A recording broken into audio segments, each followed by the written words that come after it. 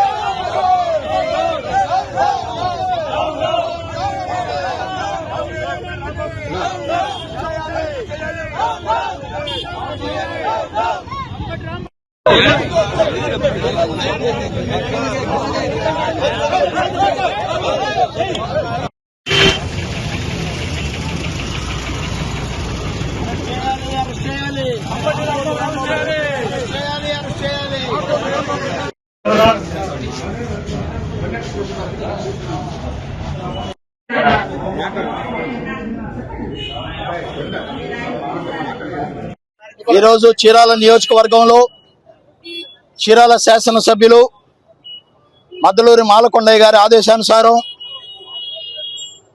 అవాకులు చవాకులు పేలినటువంటి మాజీ మంత్రి అంబటి రాంబాబు వ్యాఖ్యలకు నిరసనగా ఈరోజు మానవహారం అట్లాగే నిరసన దీక్షలు చేపట్టడం జరిగింది. ఆయన దిష్టి బొమ్మను కూడా తగలబెట్టడం జరిగింది.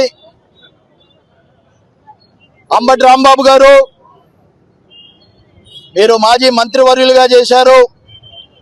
ఒక రాష్ట్ర ముఖ్యమంత్రిని అసభ్య పదజాలంతో దూషించడం ఇది మీ పార్టీ యొక్క వైఖరిని తెలియజేస్తుంది.